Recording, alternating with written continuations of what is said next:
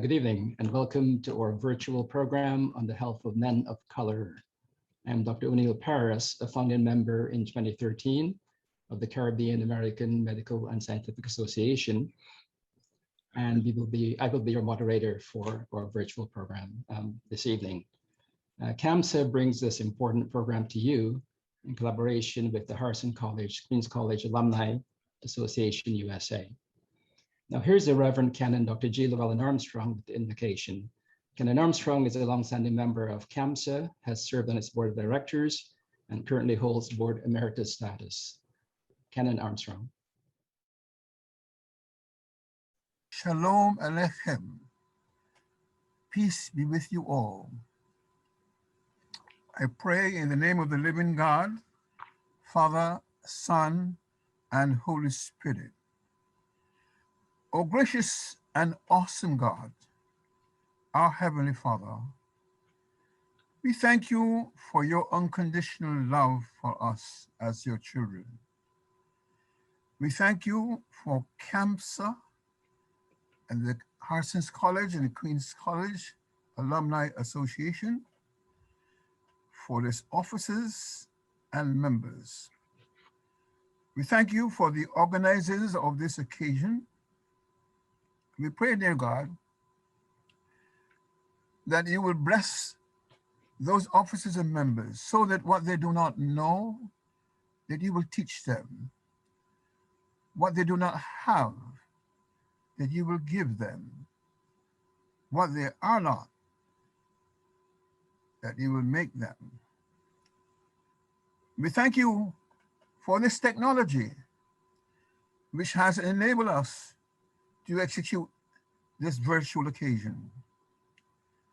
We thank you for all those who have worked so hard to bring this event to a success. And now, Creator God, we ask for a special blessing on our speakers. We ask that you will give them clarity of thought and speech. And to all of us who listen, grant us readiness of mind and responsive heart. All this we ask, not in our own name, because we are not worthy. We ask this all in the name of the ultimate healer of our souls and bodies, Jesus Christ, your Son, our Lord. Amen.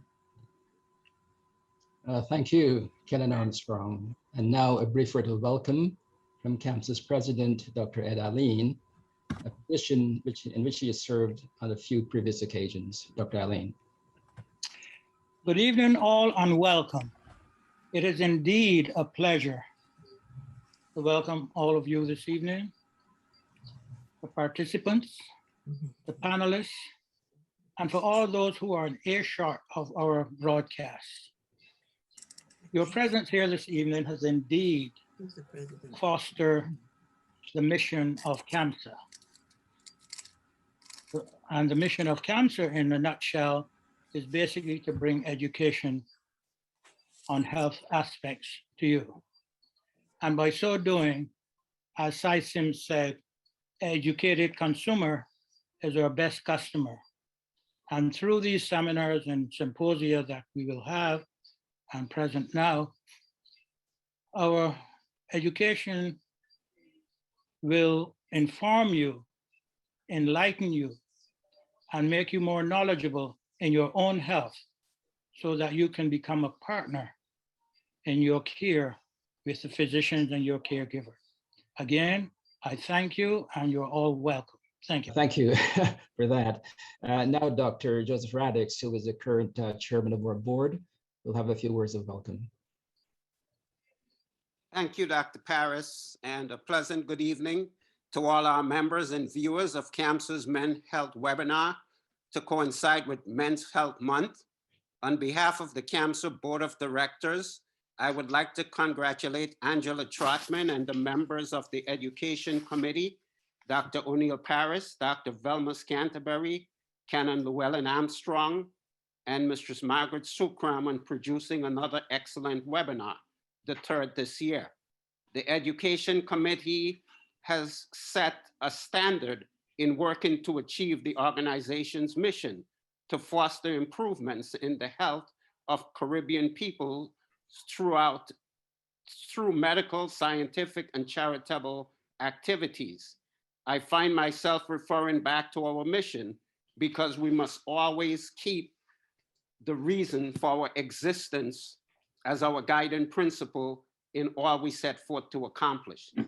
Today's webinar is another brick cast in the building of a strong, informative, and resilient organization. It is our hope as members that CAMSA will become a source of medical and scientific knowledge, as well as scholarship opportunities for young men and women. If you are not a member of CAMSA, please consider becoming a member or contribute to enhance our mission by visiting our website at www.camsa.org, or follow us on Facebook or subscribe to our YouTube channel. In closing, I would like to acknowledge our IT committee, Janelle, Danielle, Sonia, Margaret, Reverend Armstrong, and Dr. Canterbury and Hutchinson for their support to the Education Committee in making today's webinars possible. Most significantly, I would like to mention our distinguished speakers, our distinguished presenters today, Dr. Harper, Dr. Salaam, and Dr. Dillon.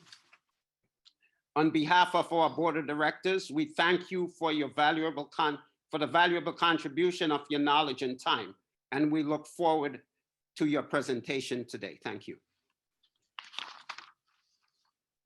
Thank you, Dr. Radix. Issues relating to healthcare disparities in American society became even more amplified by the COVID-19 pandemic. We saw the toll COVID took on the medical health of Black and Brown populations due to underlying factors directly related to determinants of health. And the mental health toll on persons of color has likewise been severe. So we have assembled a faculty that will provide insights into the medical and mental health issues of Black men in particular. But as you are aware, other groups, Hispanic Americans, Native Americans, etc., suffer from these same issues. It's a broad topic, but we necessarily had to narrow our focus because it's such a broad topic to cover. I'm confident that you will be enriched by having attended this virtual meeting. Our first speaker is Dr. Brian Harper, who is the VP for Equity and Inclusion and the Chief Medical Officer and Associate Professor, Clinical Specialties at the New York Institute of Technology, College of Osteopathic Medicine, and is well-versed in issues of diversity, equity, and inclusion. Dr. Harper earned his undergraduate degree at Brown University, his MD degree from SUNY Syracuse, his master's degree in public health from the Columbia School of Public Health, something we share in common. He has held leadership positions in the Nassau County Department of Health and in the Suffolk County Department of Health, where he was the first African-American health commissioner. He's also served as a CEO and medical director of the Ralph Lauren Center for Cancer Care and Prevention in Harlem. Dr. Harper will speak to us on health disparities in men of color. Dr. Harper. Thank you, Dr. O'Neill, for that introduction. Let me see if I can share the screen. Okay, so my discussion today is going to be on health disparities of men in color, as it was requested. But I note here that I'm actually serving today as the president for the Arthur T. Risbrook Medical Society. So the Medical Society is a local chapter of the National Medical Association, which is the Black physicians group nationally, and each location has its own local chapter. I mention that specifically because we named our society after Arthur T. Risbrook, who was a very inspirational figure. He was a medical director at the local nursing home that was run by the county, and he was really a forerunner. And his background is that he's from Barbados, so I thought that would be important to share with this group in particular. As it was mentioned, they went through my qualifications already, but I wanted to emphasize one important point that as part of my degrees that I received at Brown University, one was the fact that I was a major in African American studies. And I think that played a major role in terms of a lot of my activities as a physician, having an understanding of the history and the dynamics in this country regarding issues pertaining to racism and slavery and bias and what have you, that all shapes currently exactly where we're at now. And I think it's important for me to mention that. As it was mentioned, I played a number of roles within both Nassau and Suffolk County as far as public health is concerned. And I'm going to make some mention about my activities at Ralph Lauren Center in Harlem, because that gave me an opportunity to do some unique things, which I think can set a model for how issues of health disparities can be addressed in the future. So our topics of discussion, essentially, I'm going to look at health disparities, talk about the definition, look at some national examples, look at the root causes of why we find ourselves in this situation, and maybe talk about some action items, and we can have some questions right afterwards. The first thing I would start off with is this Institute of Medicine report. The name of this book was Unequal Treatment. This was in roughly 2003 that there was a major study. This book actually demonstrated the fact that, yes, in fact, there are racial and ethnic disparities in healthcare. Historically, that was sort of felt that, oh, well, it's as a result of poverty, and if people don't have access to insurance, that's the reason why the care would be lacking, and therefore that's the reason why we would see these disparities in health.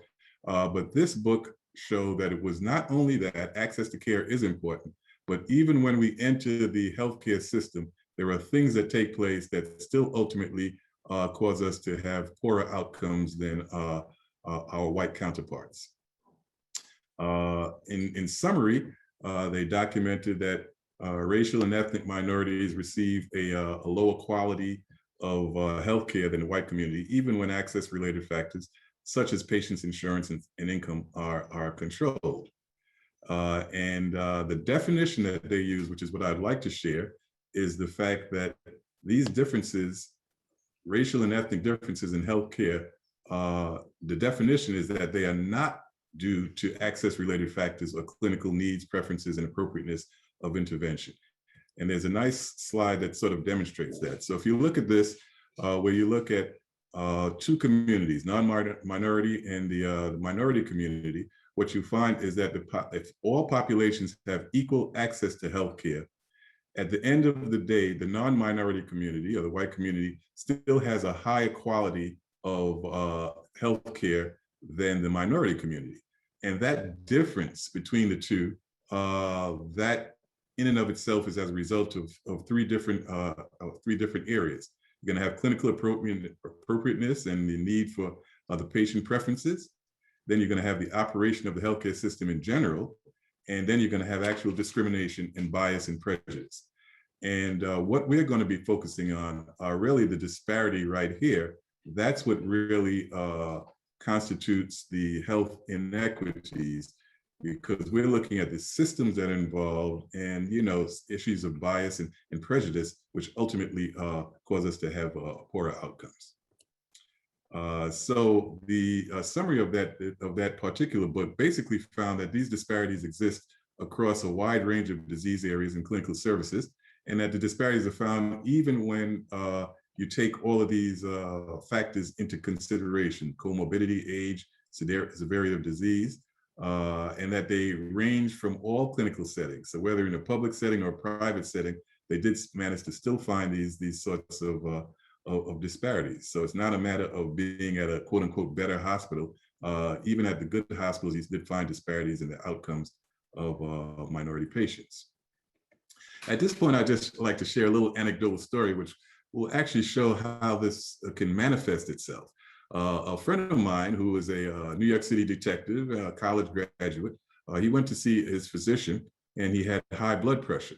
And he realized that he was having essentially problems with sexual function, some sexual dysfunction as a result of the pills that he was taking. So he approached a physician who happened to be a white physician and said, well, you know, I'm having some problems.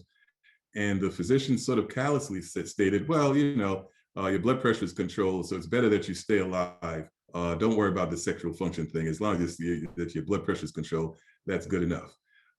So my friend came to me and said, well, you know, was that appropriate, or what else can be done regarding that? So I did share with him, no, that's really the inappropriate answer. I mean, obviously, sexual dysfunction, that's an important issue to be addressed. And if anything, maybe you might look to modify the dosage, change medications, or even, you know, address if there's any erectile dysfunction or whatever the issue is.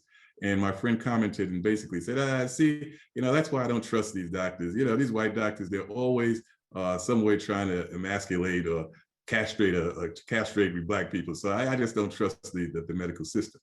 And I use that as an example to show that at the end of the day, often that may be the elephant in the room when particularly Black males, or when Black people are in a healthcare setting, whether it's said or not, there is oftentimes a level of distrust with the system.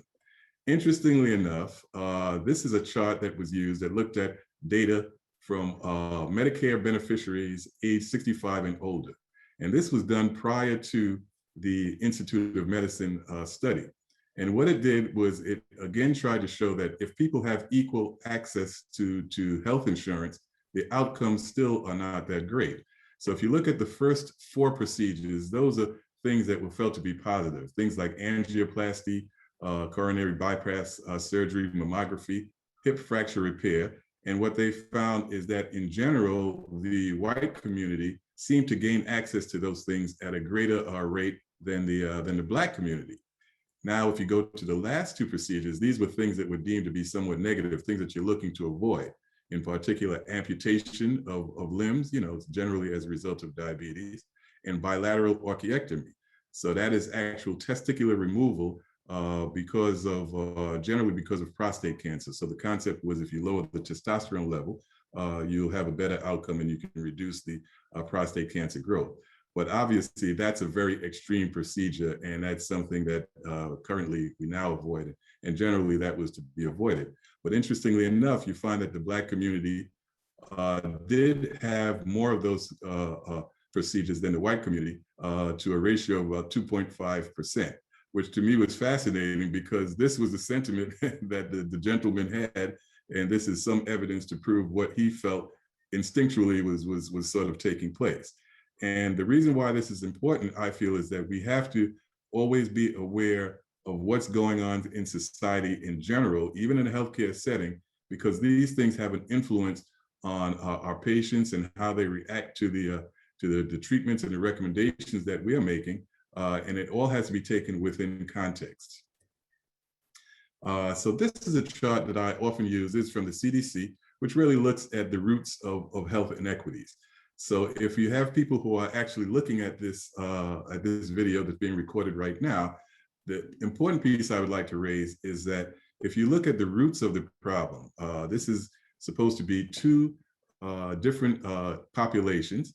In one population, you have individuals who have adverse living conditions, occupational hazards, unemployment, institutional racism, poverty, environmental toxins, all of these things that ultimately lead to what we end up diagnosing or seeing at the end of this is going to be heart disease, violence, obesity, depression, infant mortality, tobacco and substance use. All of those things really come out of these poorer conditions. Whereas on the other hand, if you have individuals who live in a community where they have access to healthy foods, good transportation, sustainable incomes, quality schools, good health insurance, they're ultimately going to have more political influence, be able to maintain those societies, have leadership within those communities, and ultimately they will have a tree that has leaves and it's growing and it's just doing a lot better than those who are in this other situation. And the reason why this is important, because as we look at this from a medical perspective, anyone who is involved with addressing any of these root issues, whether it's segregation or racism, poverty, any of those issues, they're ultimately helping with reducing these health inequities, because those are the roots of the problem that we're actually dealing with. So now if we get specifically into the top 10 causes of death, and if we're looking at non-Hispanic Black men, and remember, this is mortality data. So what you'll often have is some incidence data, which may vary, but I like to look at mortality because at the end of the day, we'd like to know exactly what diseases are actually killing people. And you can see here that obviously heart disease remains number 1. That's our biggest issue. And cancer is number 2. And you go down the list, unintentional injuries and homicide, that's very high.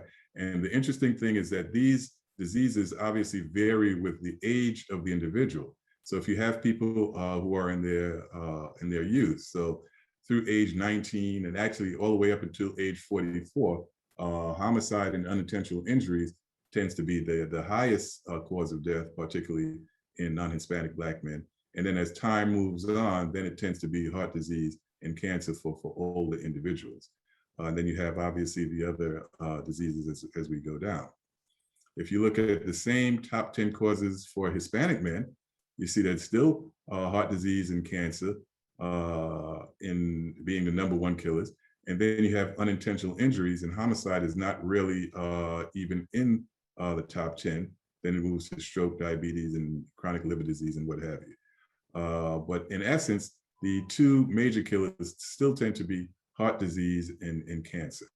Those are the primary areas that I'd like to focus on for this discussion. Obviously, this is a big discussion this is a course in and of itself, but we'll just look at those diseases in particular. So you can see, I like to use a lot of images of entertainers and people who are known in the community to see how this adversely affects us as a community. So you can see that Richard Pryor, Wilt Chamberlain, he's a basketball player, Marcus Garvey, all of these individuals died from heart disease. And we all know that the risk factors for these are going to include diabetes and hypertension, cholesterol. And ultimately, we need to have routine screening, exercise, and changes in the diet to help improve some of the heart disease and some of those related issues. It's funny, I mentioned here routine screening. Well, let me go on to the next slide. The next big area is cancer. And I'm going to talk a little bit more about cancer given my activities at the Ralph Lauren Center for Cancer Care. But cancer is the second leading cause of death for most racial and ethnic minorities. And it's the first leading cause of death for Asian and Pacific Islanders. Interestingly enough, Black men from the US and the Caribbean have the highest rates of prostate cancer related deaths, which I think is interesting in and of itself, because I think that shows a lot of genetic similarity between those of us in the US and in the Caribbean. Interestingly enough, I've done my own genetic ancestry, and it turns out that my background or where I'm coming from is a place in Cameroon called the Bamileke tribe. Interestingly enough, that's the same place that Oprah Winfrey, Chris Rock, and Chris Tucker, those are comedians, and a few other entertainers still come from the same area, even though their roots are traced back to being African American as opposed to the Caribbean. And you see a lot of those similarities going back to that area of West Africa. So if you actually look at the cancer mortality rates by race, and this is the latest data that was available between 2014 and 2018, you can see clearly when you look at it by race that African American men in particular have the highest cancer death rates of all of these various ethnic groups. And when you look at African American men, they have the highest cancer mortality from lung cancer, prostate cancer, colon cancer, and recently stomach cancer was added to that list. So there is a definite health disparity as far as cancer is concerned. And you can see how high that number is versus the other ethnic groups. When it comes to African American women, they have the highest cancer mortality from cervical cancer as well as breast cancer. And you can see how everything else plays out from there. So if we focus in on prostate cancer, again, you can see that there are a number of individuals who are fairly well known who have had to deal with prostate cancer, including the list here from James Brown, Louis Farrakhan, Colin Powell, and they've all been dealing with this issue of prostate cancer. Harry Belafonte as well. In fact, I was supposed to be on a presentation with Harry Belafonte, and he couldn't actually make it because he was dealing with some illness related to prostate cancer. So what did we do at the Ralph Lauren Center? I like to sort of share this with you because I think it really set a good model for what can be done to focus and to address issues, public health issues that we seem to be struggling with. My take-home message would be that oftentimes the messenger is as important as the message. So if we're dealing with the community and you're trying to really change rates, I'm sorry, and you're trying to change rates, then one of the things that you want to look at is who do we have speaking on behalf of the medical institution to convince people that this is an issue that they need to address. So when I was in Harlem, we worked very closely with the local clergy, as well as the National Basketball Association. And in fact, you can see here's a picture of Reverend Al Sharpton, who actually came with his National Action Network. And he was screened for prostate cancer just to demonstrate the importance of the Black community doing this and Black men doing this.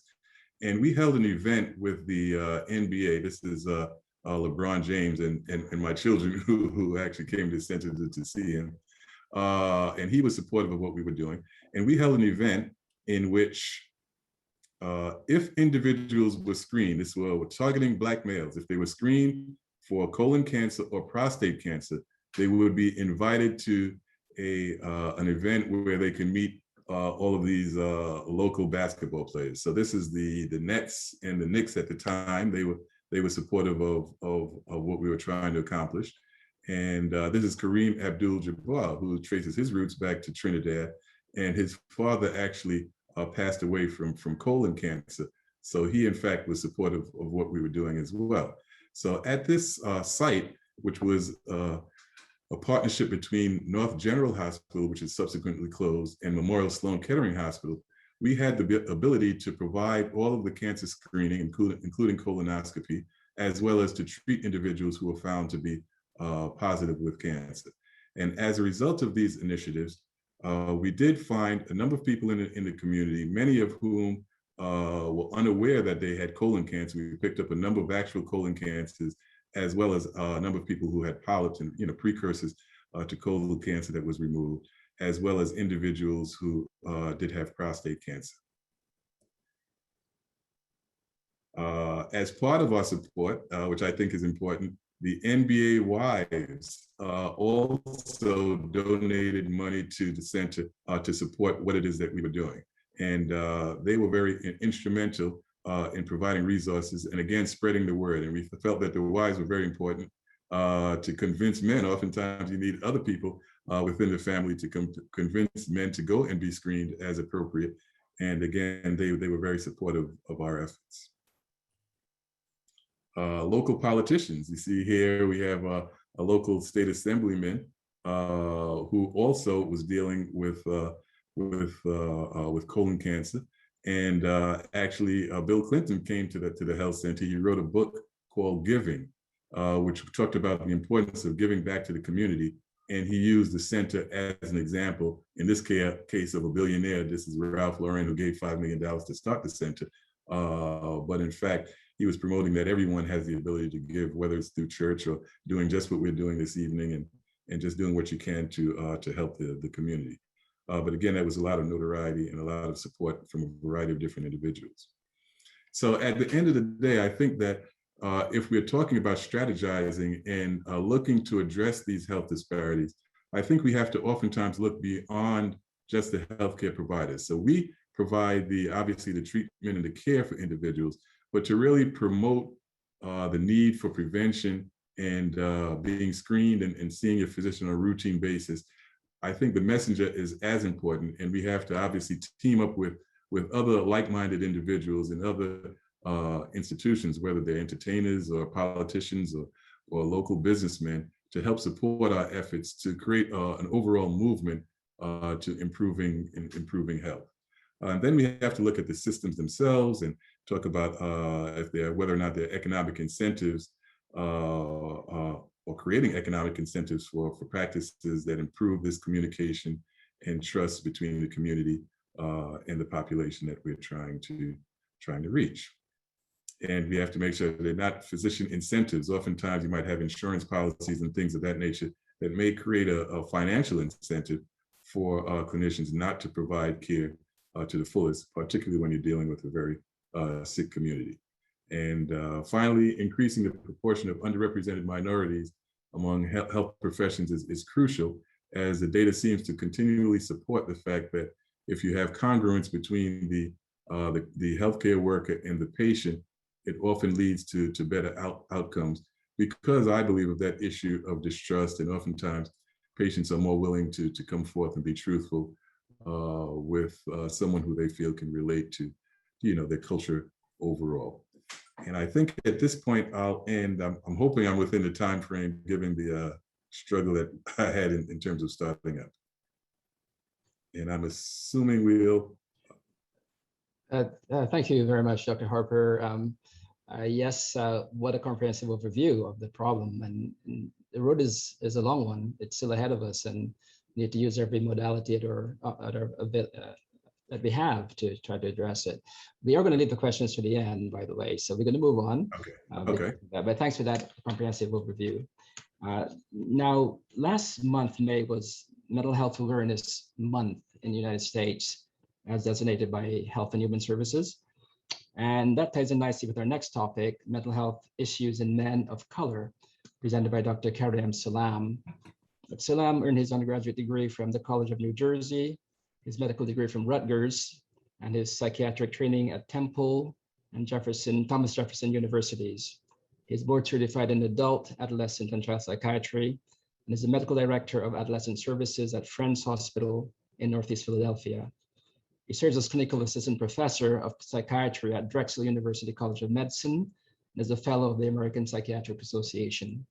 In 2017, he, along with other African-American psychiatrists, founded Global Health Psychiatry, whose focus is to reduce the stigma of mental illness in communities of color through education and community action. The group has 3 publications which speak to the goal of destigmatizing mental health issues. And I think he'll mention this when he talks now. Dr. Salaam, please give us your presentation.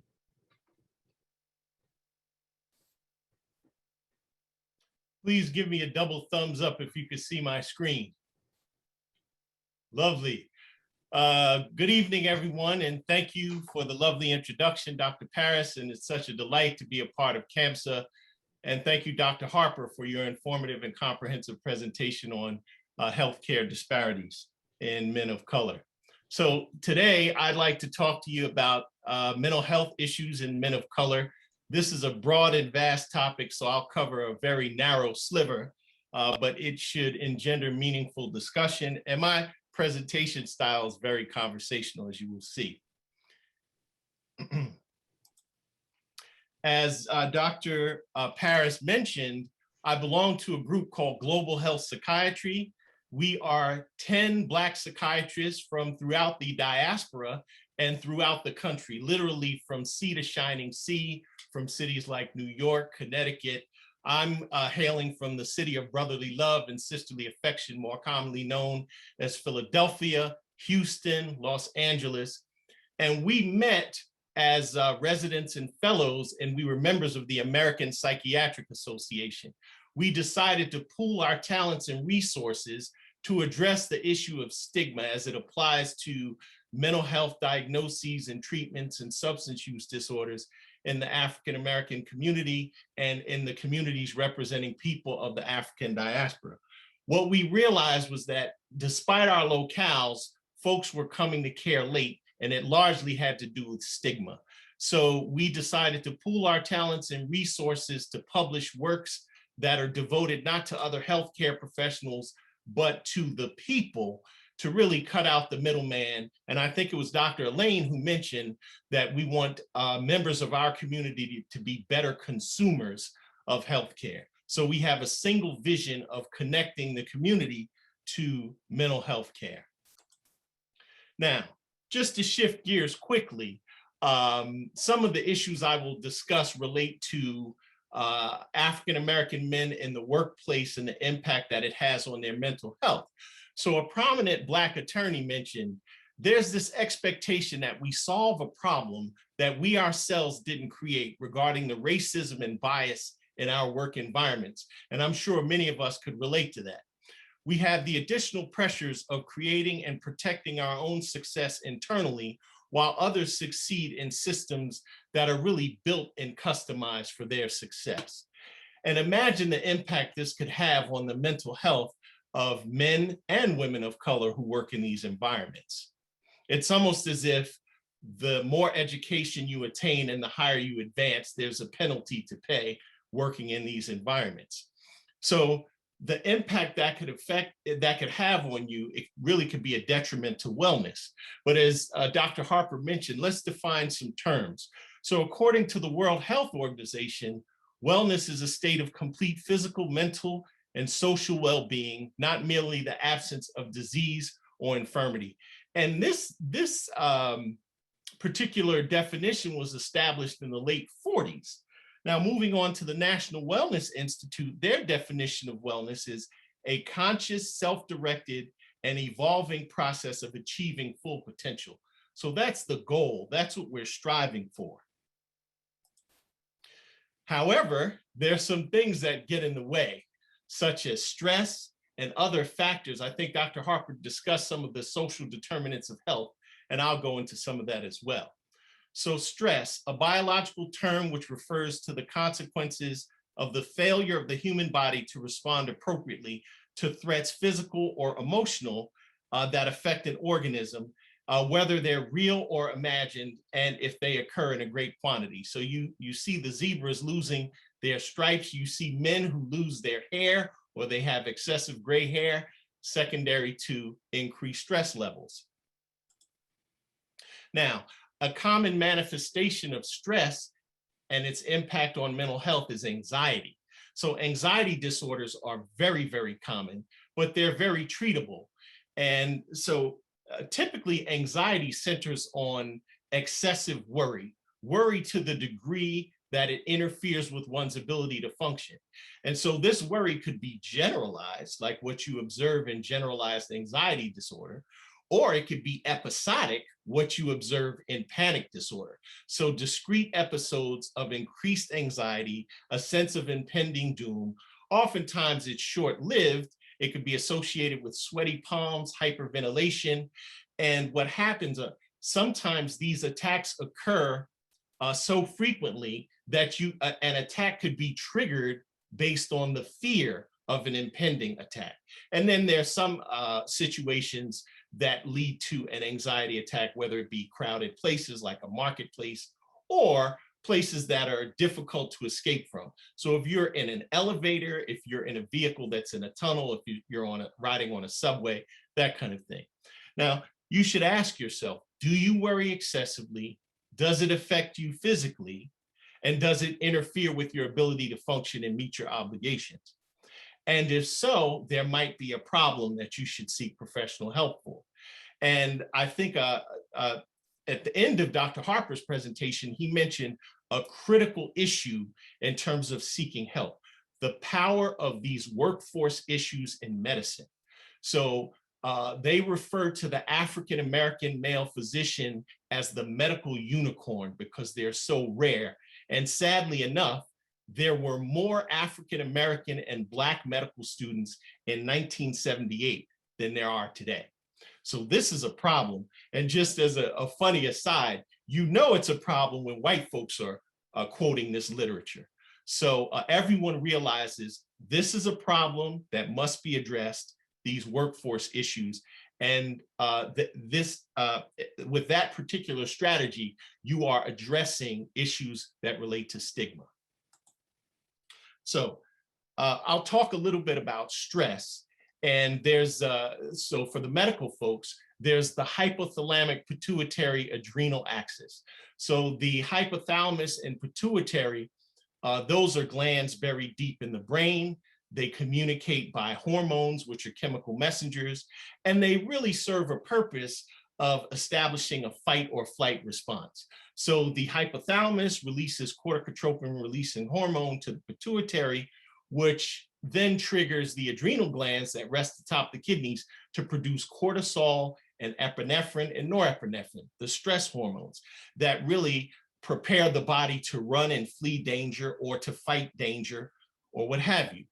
The problem is, in the setting of stress, this hormonal system is constantly activated, and it could affect you at the cellular level. If you're under constant stress, this warning system is constantly activated, and it could lead to a phenomenon called weathering. And it affects all body systems. So for example, we'll focus on the mind today, but this stress response, it could impact the brain and the nervous system, thus affecting thinking, concentration, leading to forgetfulness. It could affect the gastrointestinal system that's focused on digesting how we intake food and transform that into energy. And so some of us may manage stress by eating excessively and gaining weight, leading to other metabolic problems related to diabetes and hypertension that could lead to heart disease. Or you could lose your appetite, stress-related anorexia, you skip meals, and then that leads to weight loss. So additionally, stress could affect sleep, it could affect energy and motivation, and you could actually, if you cross a certain threshold, you begin to lose interest in things you once found enjoyable. And that's actually a central feature of depression. So feeling sad, down, anxious, tired, you lose your get up and go, you lose your motivation. And should this continue, it could significantly impair your function to the extent that you can't enjoy social connections, you can't work, and you can't provide for your family. Ultimately, things that contribute to one leading a full life. So sadly enough, I think it was Dr. Paris who mentioned the impact that COVID had. It really put into stark relief healthcare disparities and the disproportionate impact that COVID had on communities of color. So this schematic was put forth by SAMHSA, the Substance Abuse Mental Health Services Administration, and it talks about the 8 dimensions of wellness. And these various categories: emotional, the ability to establish connection; financial, satisfaction with your current and future financial position; social, similar to emotional, we're wired for social connection. That's why in the setting of COVID, the mitigation steps like the physical distancing and the isolation has had profound mental health impacts, particularly on the young who are no longer in school, they're holed up in their homes, and they've lost essentially a year of face-to-face connection with their peers, a central feature of wellness. Then there's spirituality. Oftentimes in our communities, spirituality is achieved through organized religion, but that's not actually necessary, but it could be a significant strength, particularly in the face of adversity. And our history has really caused us to be resilient and to have a powerful belief in things that we don't necessarily see, but we know to be true. Occupational satisfaction, the importance of physical activity, maintaining our bodies, adequate nourishment, sleep, and exercise, stimulating the mind through intellectual activity. Sometimes that's achieved through our academic pursuits or professions. And then your environment, where you actually live, where you play. Do you live in a neighborhood that has safe, green, open spaces where you could breathe fresh air, where you have room to run? Those kinds of things contribute to wellness. So again, I believe it was Dr. Harper who mentioned some of the social determinants of health, and they also apply to mental health, and I'll echo some of those. So these are health and mental health could be impacted by social factors that often start before a youngster is even born. Your zip code, where you live, your access to food. Do you live in a food desert? Do you live in a neighborhood where all you have access to are calorie-dense, inexpensive foods, more commonly referred to as fast food, that cause a tremendous metabolic burden?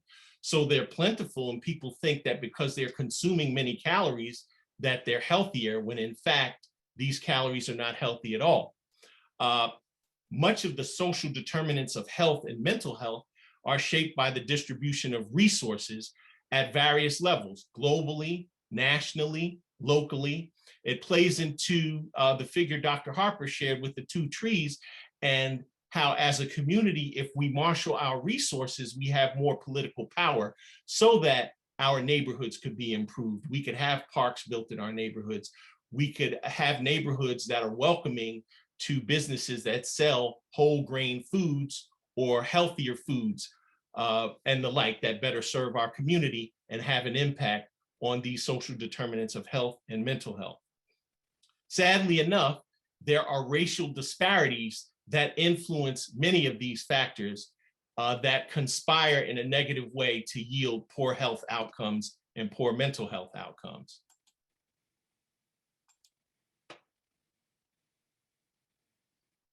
More on the social determinants of mental health. I think of health and mental health. I think we've covered that ad nauseum. One thing I didn't mention are the impact of economic stability, particularly in the setting of COVID, when folks lost employment, their means of making money, and the impact that has on one's mental health, and it injects uncertainty into the family system. And if you look at the this end of the figure, and it talks about the health system and access to care, quality care, provider availability, those things are tightly linked to finances as well. Typically, folks' insurance tends to be linked to their employment. Now,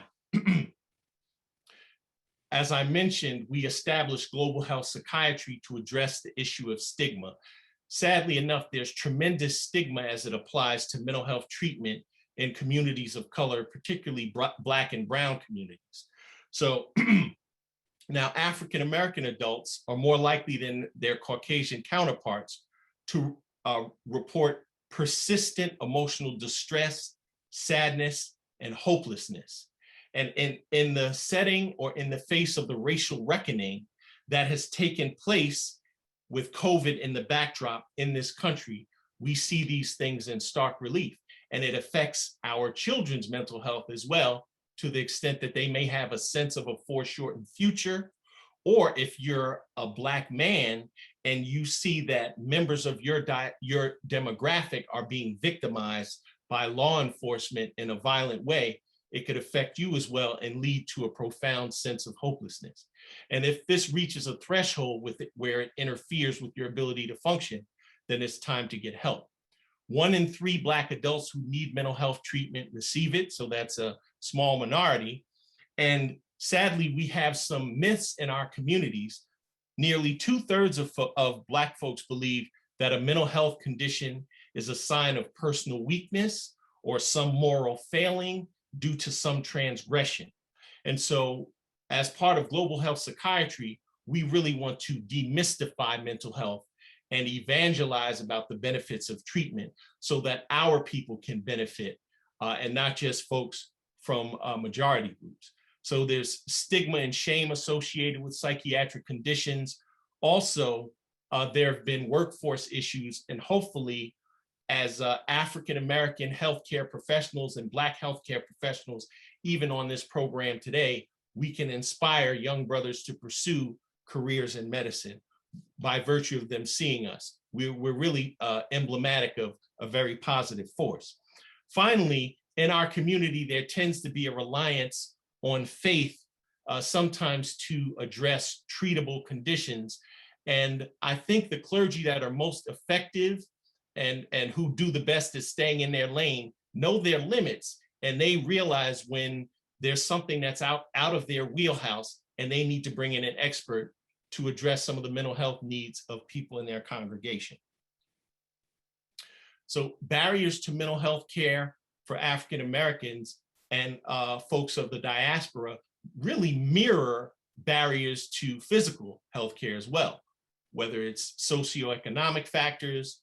11.5% of African American adults have no health insurance, fewer economic resources, provider prejudice. Dr. Harper gave an example of that. You see that all the time. Provider prejudice, bias, and discrimination. Historic distrust. For example, there was a historic psychiatric facility in the state of Maryland called Crownsville State Hospital for the Negro insane. And even during that era, that was just before Jim Crow in Crownsville, if Caucasians weren't getting great care, then it was awful for folks of color. So again, there's everyone knows about Tuskegee and various other historic events that have really shone a light on the negative interaction between institutional bureaucracies, in this case, organized medicine and communities of color. That has had ripple effects to this day in terms of the vaccination effort in our community, contributing to vaccine hesitancy and vaccine reluctance. And finally, the misdiagnosis of schizophrenia. So studies have been done where they've shown that Black men have been overdiagnosed with schizophrenia based on presenting with a more neutral or bland affect. And schizophrenia has a more poor prognosis than a mood disorder like depression or bipolar disorder. And these diagnostic impressions have been colored by bias and racism. So again, this is, I believe in terms of learning, repetition helps. So these are, again, additional factors contributing to barriers that interfere with communities of color accessing mental health treatment and mental health care, whether they be sociocultural, structural, physical, or systemic. So what is racism? According to Merriam-Webster's definition of racism, a belief that race is the primary determinant of human traits and capacities, and that racial differences produce an inherently superiority or superior race. And racism is, the impact of racism on communities of color, it largely has to do with the ability to marshal resources and deprive groups of resources and access. So there are different types of racism: individual racism, person to person, resulting in bias, stereotypes, prejudgments. Then there's the concept of microaggressions versus macroaggressions. So many Black men, even professional Black men, have experienced microaggressions where they've been misidentified as someone who occupies perhaps a blue collar position in a hospital setting. I've lost count the number of times I've been misidentified as a mental health technician, an orderly.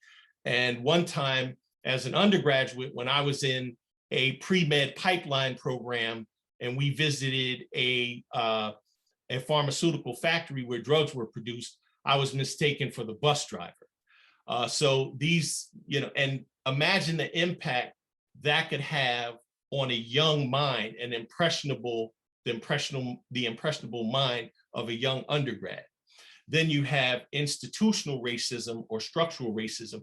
And these terms are being bandied about now, sadly, in large part due to what happened to George Floyd and what we've known in these communities for decades, the world is now aware of, thanks to technology, social media, cell phones and the like. And again, structural and systemic racism and the impact that policies have in terms of depriving folks of resources and the ability to access treatment and mental health treatment. So in terms of white privilege, there's an element of denial. In terms of when you benefit from white privilege, there's been a history of denial as it applies to racism. And so anyone, I would strongly recommend you reading the book by Isabel Wilkerson, Caste, The Origin of Our Discontent. And there's an excellent chapter in that book that talks about the impact that racism and the caste system has had on the biology of Black folks at the cellular level.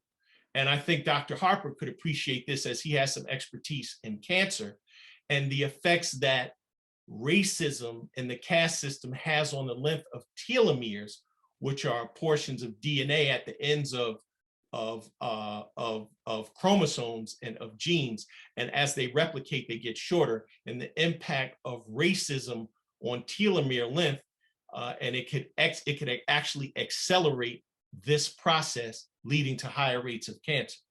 And so there's a healthy amount of denial, but because of the times we live in now, these problems are put in more stark relief, and folks are at least having these conversations. And again, there's a significant impact that racism could have on the mental health of communities of color, both men and women.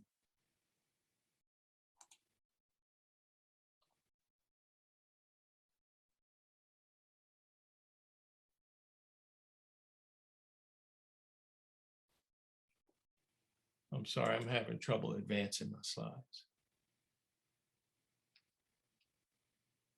So again, the stages of grief, denial, not acknowledging a problem. I don't see race and the impact that this has on communities. Anger, feeling like a failure, fear and frustration, bargaining. Why is this happening to me? I'm a good person. Depression, learned helplessness. If you're part of a community where things are not going your way and you see these disparities, it's easy to throw your hands up in the air and give up and not strive. Or finally, acceptance, realizing that if I accept things as they are, then that's actually not acceptable. And so there's a problem, and we have to problem solve, and we have to strive to overcome these things.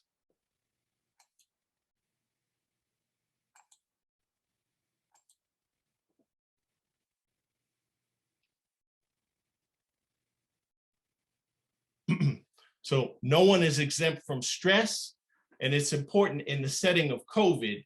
We're fortunate in that now we are we're slowly drifting back to what we believe was normal. I'm not sure we'll ever fully restore what we had, but the thing with COVID is it caused a tremendous amount of uncertainty, and uncertainty breeds anxiety, whether it be fear of illness or death from the virus, the impact it could have on our own health, those of our loved ones, how it could affect our finances, loss of income, loss of status. We have the COVID recession. So all of this uncertainty and these stressors could impact our mental health.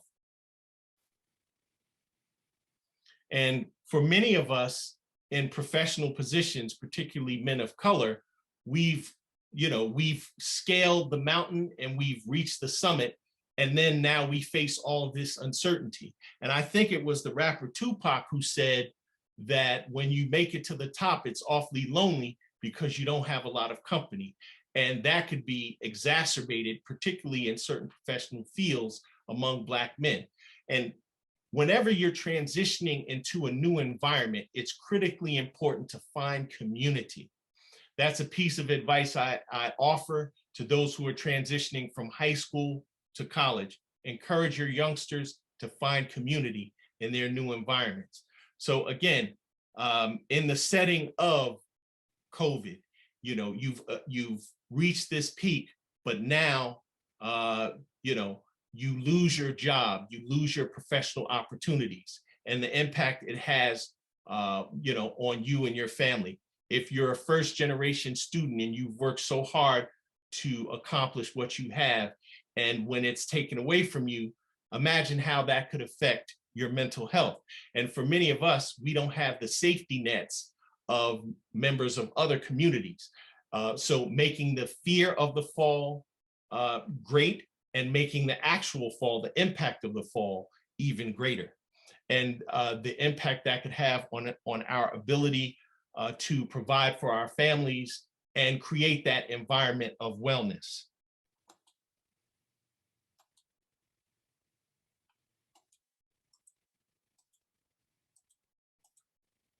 So we have to prioritize, identify what's most important: our health, the health of our friends, relatives, family members, safety, your finances. You have to think, so when we live in a world of uncertainty that breeds anxiety, This is where planning comes in. And so you mitigate the risk of uncertainty and anxiety by planning. So the problem isn't really the problem, it's the lack of a plan that's the problem. And it's good when you're faced with such uncertainty, let's not focus on, all of the negative and what we can't do, but what can we do? So it's critically important. We shouldn't isolate. We shouldn't believe we're the only ones who are struggling with these issues. We shouldn't try to reinvent the wheel. We should strengthen our networks. You're not the first person in the world who's faced this challenge. So it's very important to have groups like CAMSA, where you have other professionals and folks who are in your field of expertise, and you could exchange ideas and you could support each other, particularly during periods where you feel overwhelmed. Now, we all reach a breaking point where our ability to function is impinged upon, and that's when it's important to seek mental health care. And we live in an environment now where there are more providers of color at this time than there were a generation ago. And a quick resource that folks could take advantage of is Psychology Today. So that their website, they have a database of mental health providers, and they break them down demographically. So that's very helpful if you're seeking a therapist of color.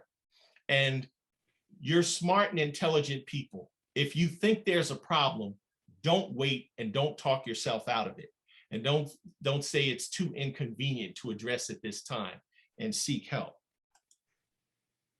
So sometimes in certain work environments, we have this powerful need to carry the load on our own, to exceed expectations. And we realize there's a different standard for our performance versus those from other communities, which makes it incumbent upon us to seek additional support within our community, and to seek mentorship and to provide mentorship for those who are coming behind us. We live in an environment where we're forced to code switch and speak different languages. And I know my brothers and sisters from the Caribbean really appreciate this, because you have your home dialects and then you have the language you use at work. And again, this adds additional pressures, which, for each additional pressure that's added, there should be a mitigating factor or survival mechanism so that we can thrive in these environments. And oftentimes this situation requires us to be bicultural. So it's critically important for us to remain involved in community groups and connected to our communities so we could fortify and nourish each other's spirits.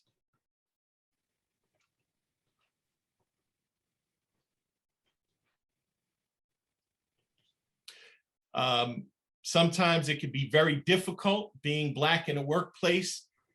Sometimes we could view the environment to be tense and fighting against stereotypes, feeling that you're judged according to a different scale, but more reason for us to have our own professional groups where we support each other and we support our physical health and our mental health, and we don't take these challenges on alone. And sometimes in these environments, we can become disillusioned, feeling like it's similar to the struggle of Sisyphus rolling the boulder up the hill for it to just roll down again. And it's critically important for our own health and mental health to support each other.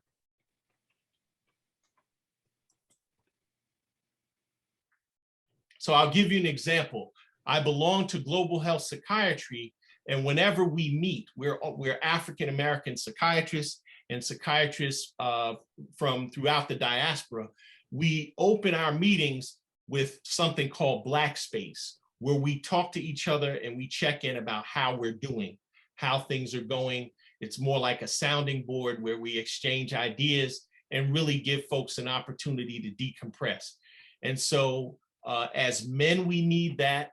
As professionals, we need that. And this is a tool that we've used to provide support within our group that we would like to share with others.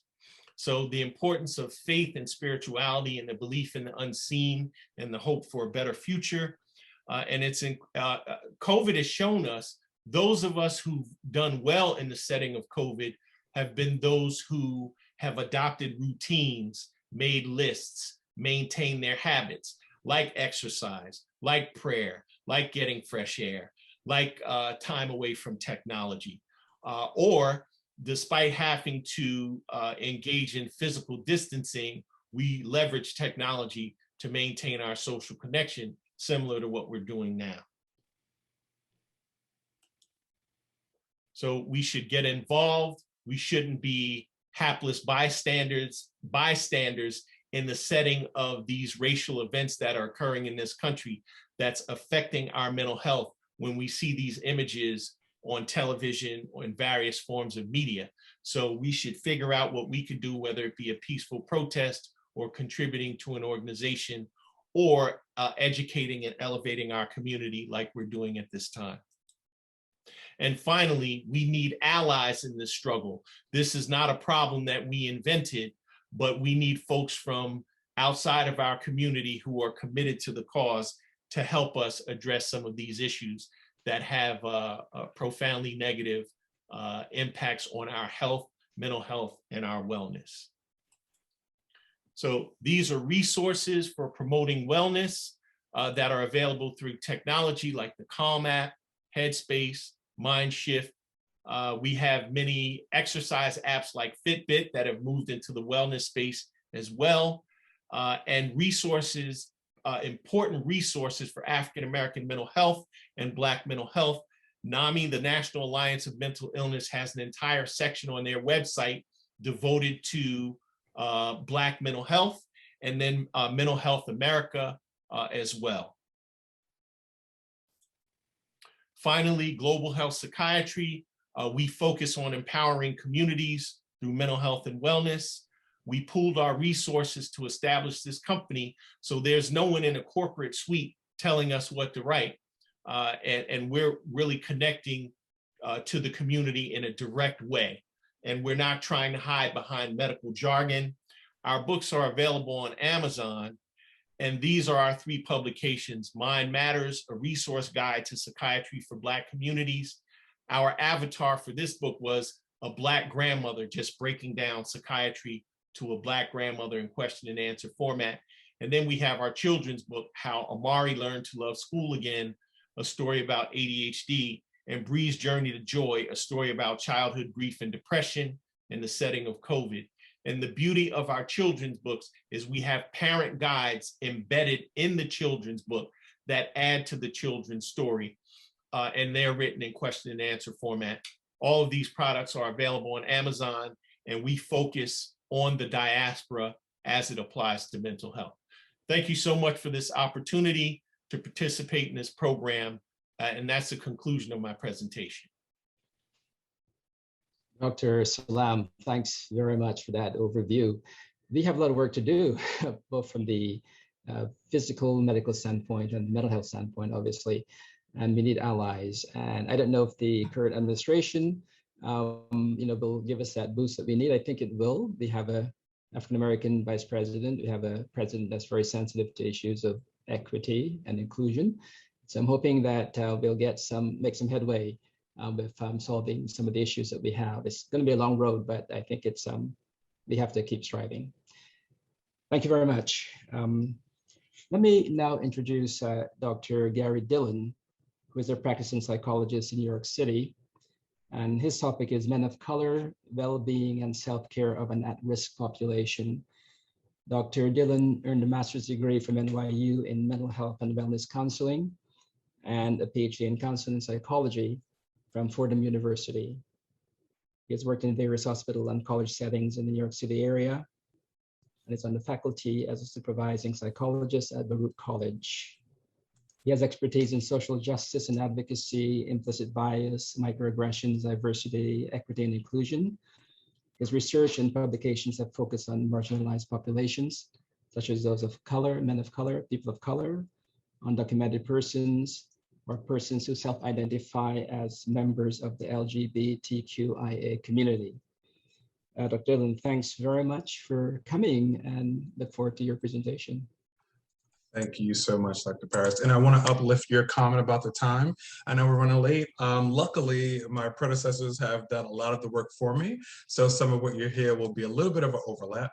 But thank you all so much for inviting me to CAMSA and Dr. Paris. I am so excited to be here with you all to celebrate Men's Health Month. As a psychologist who works really relationally, I wonder often about the ways in which we're connected to ourselves, to the systems that we're in, and also to each other. And so I wonder if folks could really quickly in the chat just uplift who they are, where they're coming from, sharing their race and ethnicity, and maybe perhaps their occupation or specialty. I think when we come into these spaces, it's so important to leave a piece of ourselves and to really gather in community, as we talked about a little bit earlier. So tell me who you are. Also, as we're doing that culture share, I wanted to say thank you to both Doctors Harper and Salaam. Your presentations were amazing, and I spent a lot of time meditating on how I would hopefully supplement your presentations, and it seems like I found a pretty good way. All right, Guyanese, beautiful, beautiful. New York by choice. I love that. Trinidad and Tobago, beautiful, beautiful. Okay. Yeah, let's take observation and honor where we're from, our ancestors, who we are, and where we are going. As you continue to enter into the chat, I'll just start. My hope is that everything that you hear in this presentation is a simple reminder or reiteration of how you take care of yourselves. And my hope is that you approach it being open and willing to hear and learn something different, perhaps. With everything that we've experienced in the past year and a half, it's more important now than ever that we focus on our well-being and engage in self-care. But what is well-being? So well-being, as Dr. Salaam has already shared with us, also known as wellness, refers to what is intrinsically valuable relative to an individual. It speaks to a state of being comfortable, healthy, and or happy, and is determined by an evaluation of multiple life dimensions. This is already a reiteration. As Dr. Salaam said, it's best to hear things over and over again. So there'll be a lot of overlap, okay? And it's important for us to focus on each of these dimensions in order to counter and cope with the many stressors that we've all been experiencing. So COVID-19 has been something that has shifted our lives tremendously. It's brought about a lot of isolation and loss of connections, some economic hardship, unemployment, social distancing, individual and vicarious traumas, which include death related to COVID, but also deaths from illnesses that have been exacerbated by some of the COVID symptoms, and also abuse. We're finding that folks, unfortunately, are stuck, stranded, or trapped in homes in situations where people who are abusive and don't have the outlet that they used to have. For Black, Indigenous people of color, our stresses go beyond that. So racial injustice, overt racism, covert racism, such as racial microaggressions, health disparities, as Dr. Harper started to talk about earlier, some of financial and food insecurities, vicarious trauma from police brutality and murders that we've been seeing and constantly bombarded with, demands to educate non-BIPOC folks on DEI issues, requests to increase work productivity due to remote and hybrid natures, and also some boundary violations. And so in thinking about this event and this audience, I wanted to focus on the latter three of the stressors, as we are professionals and likely to experience this in the context of our work. So work-life balance, what exactly is it? So work-life balance is the lack of opposition between your work and other life roles. It essentially is a state of equilibrium in which the demands of your personal life, your professional life, and your family life are equal in an idealistic sort of way, okay? And so how do we work to achieve that equilibrium? So there are a lot of strategies. I wanted to list a few. So one, work to track your time, creating a schedule, logging your time spent, tracking your progress on your assignments, your tasks, your roles, determining what your priorities are, determining what is most important and what needs to be done first. I was raised with the notion that you do what you need to do before you do what you want to do. Work to be really specific in your goals. So having short and long-term goals, and also having objectives by which to measure them. Be clear about what they are also helps you to better track your time. But also on the other end, you want to work to nurture your family and your relationships with others. And you want to make sure you make time for yourself and engage in self-care. Taking care of your health is always a priority, and you want to attend to all parts of who you are, physically, emotionally, spiritually, psychologically, socially, as well as intellectually, and work really hard to leave work at work. Now, this has been difficult for us over the past year and a half because we don't have that buffer of our commute. So it's so important, in particular now, for us to have set end times and to really stick to them. Knowing when to ask for help is always so important because we are only as alone as we allow ourselves to be. And we really want to work to accept and acknowledge what we can't change, but what we might be able to influence.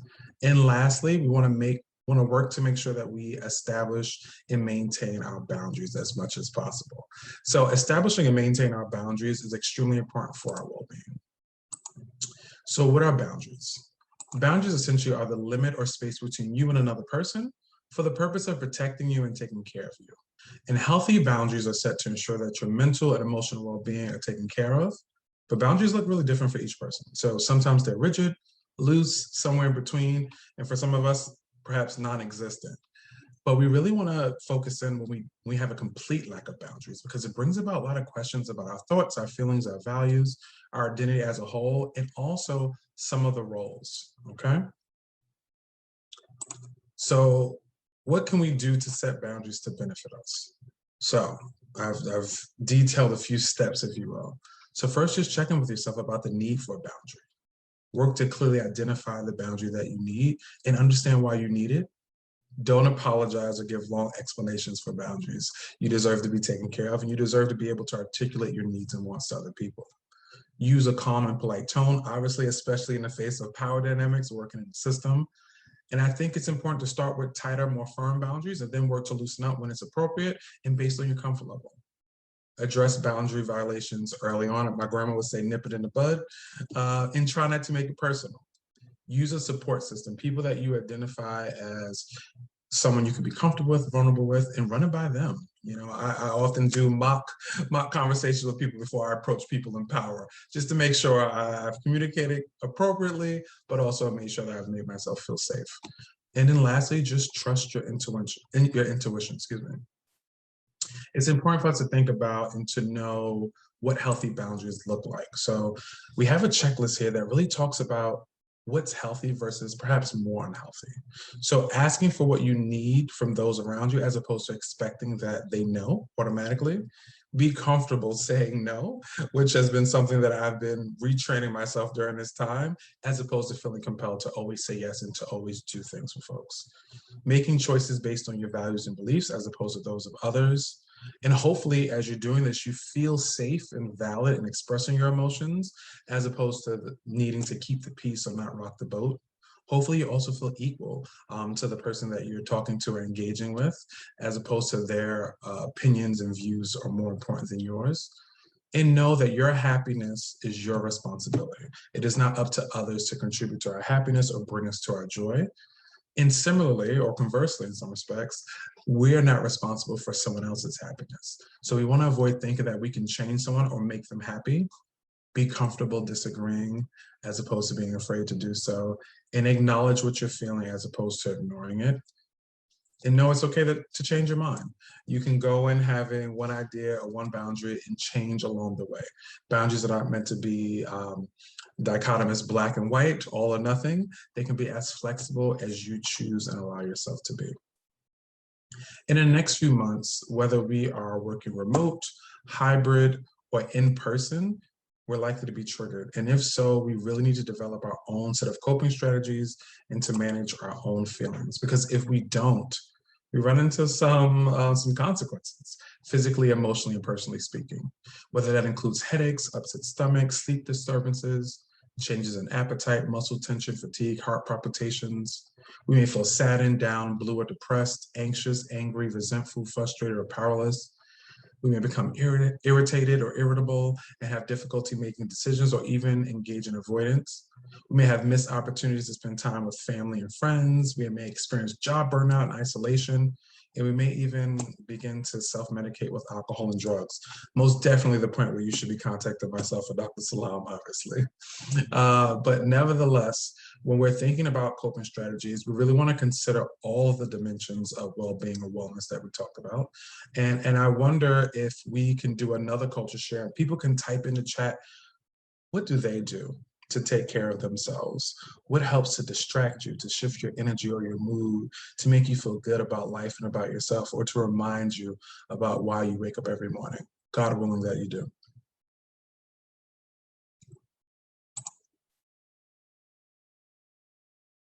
So feel free to share that in the chat as we continue on. So some of the things you want to do is ask yourself, who am I?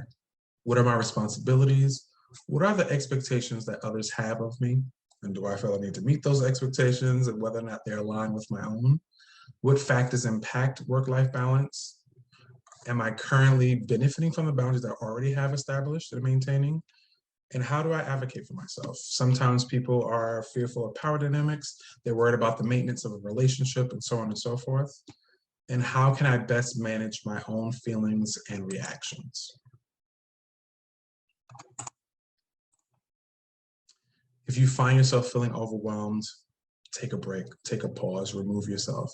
It's okay to be silent. It's okay to take a deep breath, to calm and center yourself, to step away, especially in this remote or hybrid world, to step away from Zoom for a few minutes.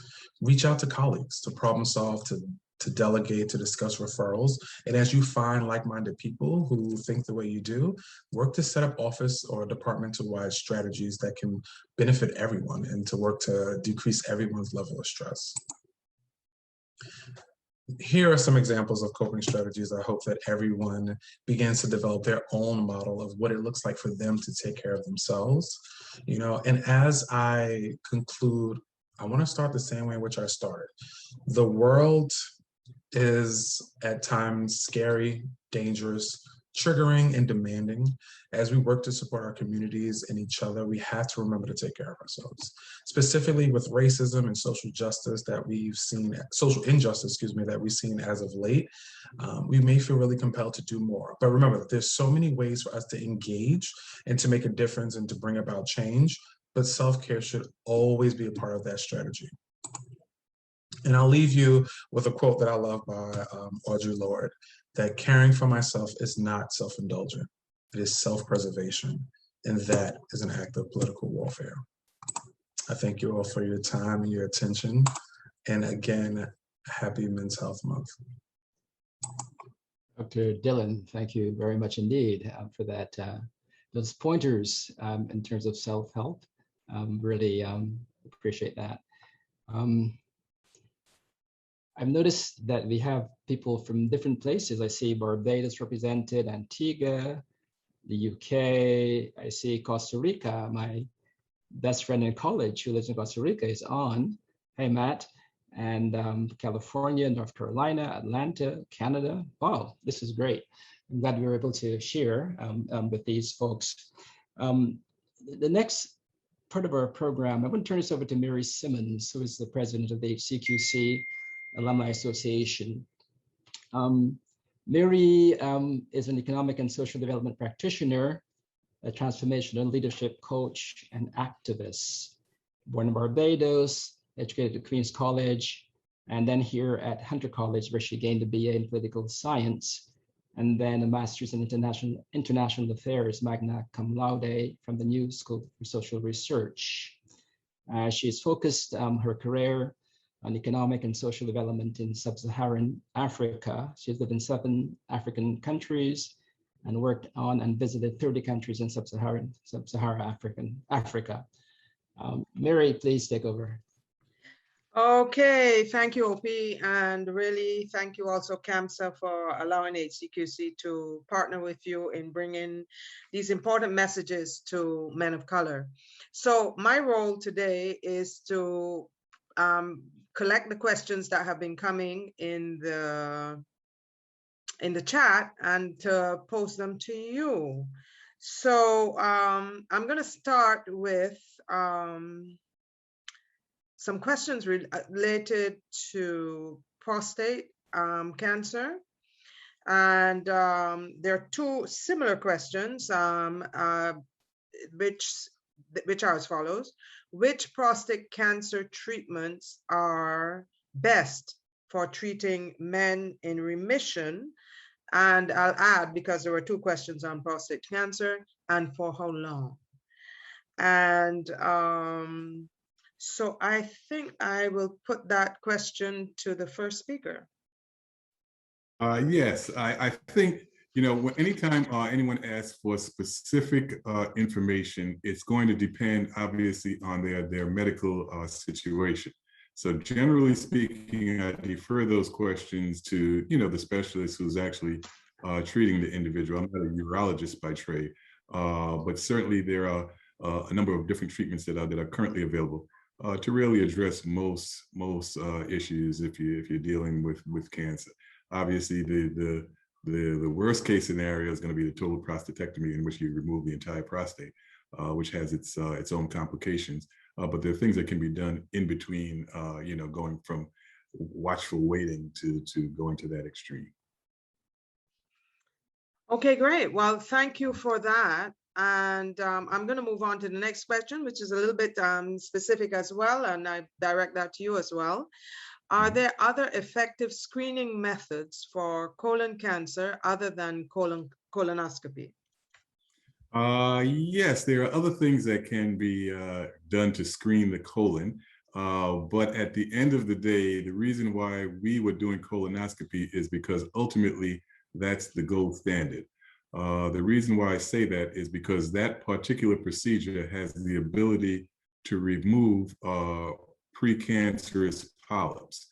So 1 out of every 4 polyp has a potential to become cancerous. So the colonoscopy procedure not only visualizes the colon, it probably is the best tool to visualize the colon, but it also has the capacity to remove these lesions, which other screening tools really don't have that ability. So that's why we sort of focus on the colonoscopy. Okay, thank you. And I will now direct the next question to the second speaker.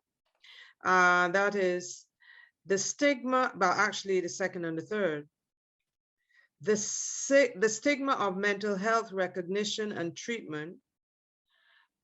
As far as the stigma of mental health recognition and treatment are concerned, how can we start to address these issues at the earliest possible intervention? Where do we start? I'm going to punt to Dr. Dillon because I spoke too long. So I appreciate you. I appreciate you. I think that starts at home. I think we work to gather as much knowledge and experience as individuals, and that we share that communally, right? So share those with the children in your homes, embedding those conversations into your everyday life about what it means to express yourself, your feelings, your emotions, to talk about the state of your mental health, to not be afraid to say the words mental health or depression, right? To normalize those words and the practice of taking care of you. I think when we start there, I think we can't go wrong. Okay, thank you for that. Okay, we have another question, and that is, I can't see actually the gender distribution of participation here, but the question is, how do we reach young men? What are your recommendations about reaching all men to build greater knowledge? And I know that at the beginning, you talked about the trust factor and some recommendations there, but what else? How do you really reach young men to create greater awareness and health knowledge? Young men of color. Right. Again, as I mentioned, that's for all three speakers, I would say. Okay. Okay. As I mentioned earlier, I think the messenger is very important. So if you're talking about young men, then oftentimes you may have to use another vehicle, whether it's a sports coach or even an entertainer that may be a rapper or someone that you're not used to sort of working with to sort of promote health messages. But it's important to find out who young people look up to, or who are they focused on, and to work with those individuals to sort of get the message across. Now, social media is a big thing, and I'm still learning that as I go along. But you have these influences and people of that nature who you may want to contact to get your message across. Ultimately, just keeping tabs on what young people are doing and trying to work with their existing relationships and trying to influence them in that fashion. But it is ultimately a challenge, and I can certainly say I'm not necessarily an expert in that area, but I think we just have to broaden what it is that we normally have done in the past to do new things in order to gain more access to that community. Thank you. And second speaker? Sure. I would say the power of relationships and storytelling. Once upon a time, we were all young Black men. Many of us have young Black men in our lives, our sons, our nephews.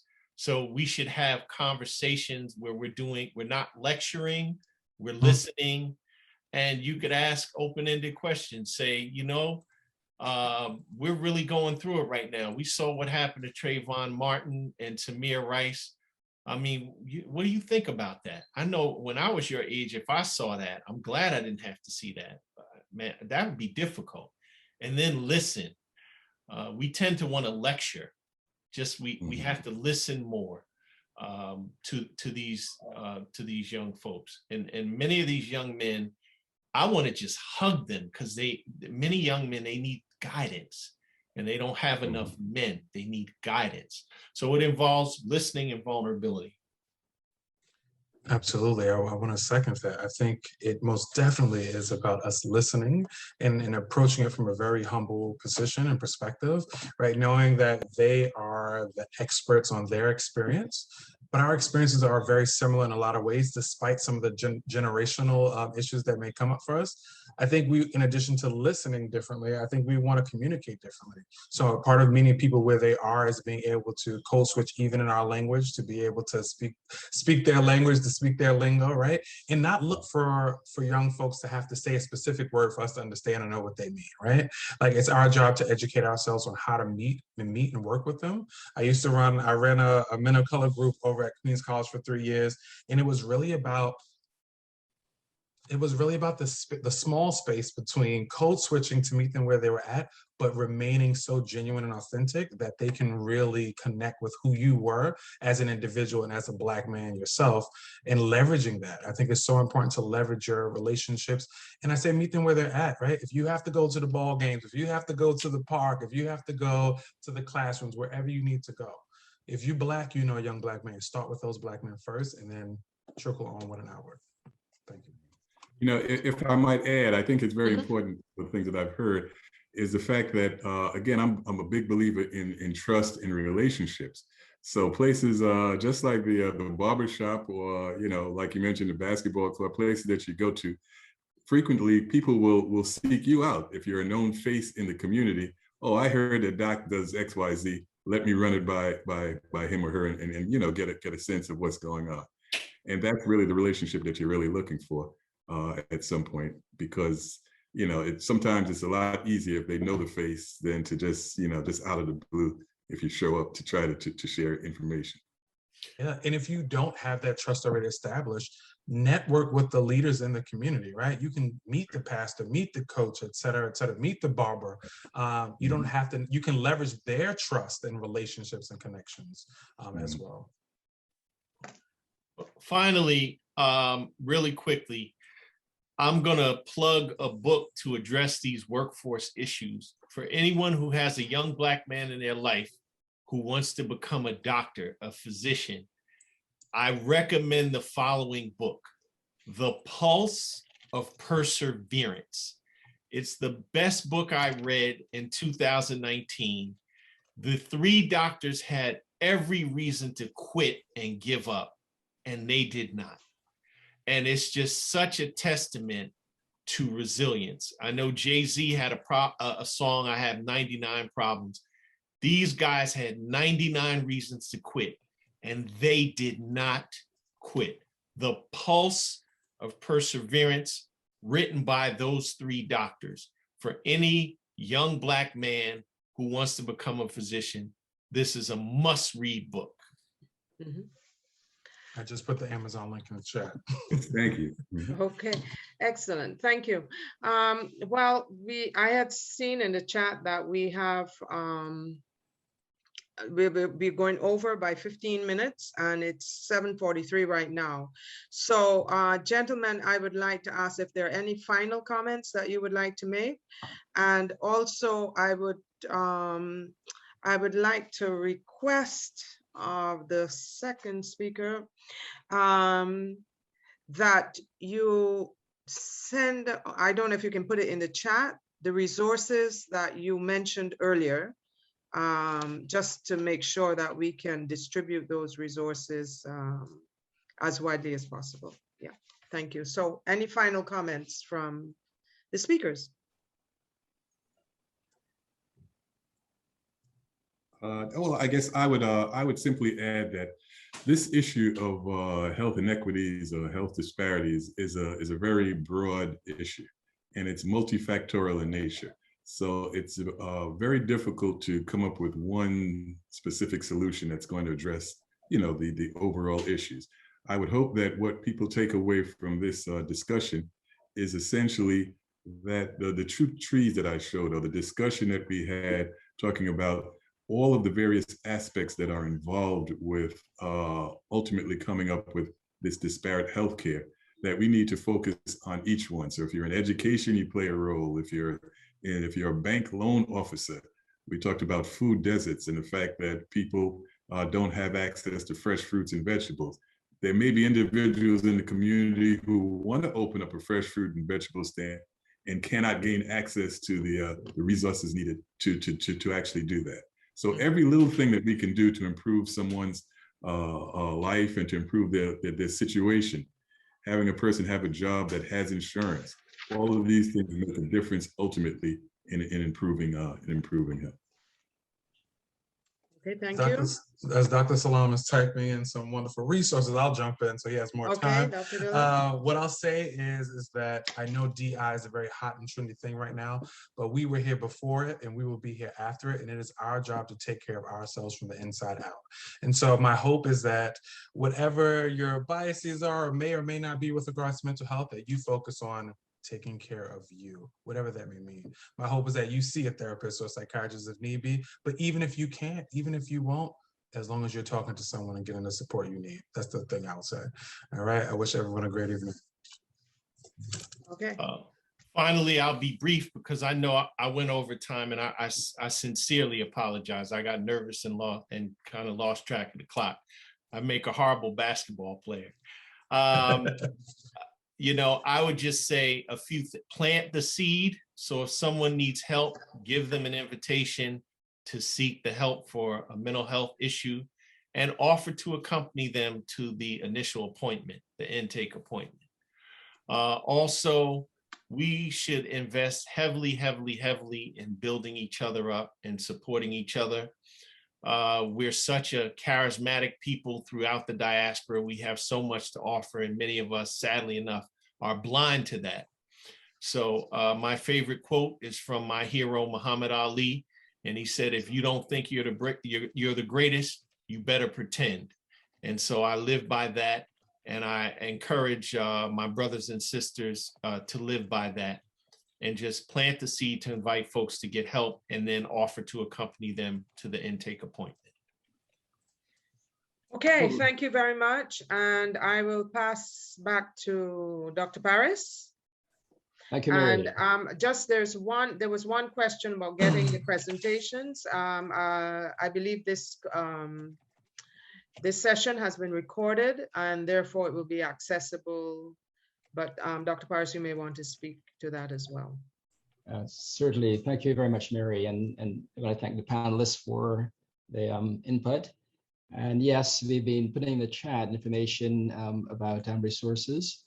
And Dr. Dillon is a practicing psychologist, and his information is there. Dr. Salaam is hospital-based, so he's accessible, and Dr. Harper is mostly administrative. So But do email us if you need further information at camsaeducation.org. And we'll be happy to reach out to them with any questions that you have and get back to you with the answers.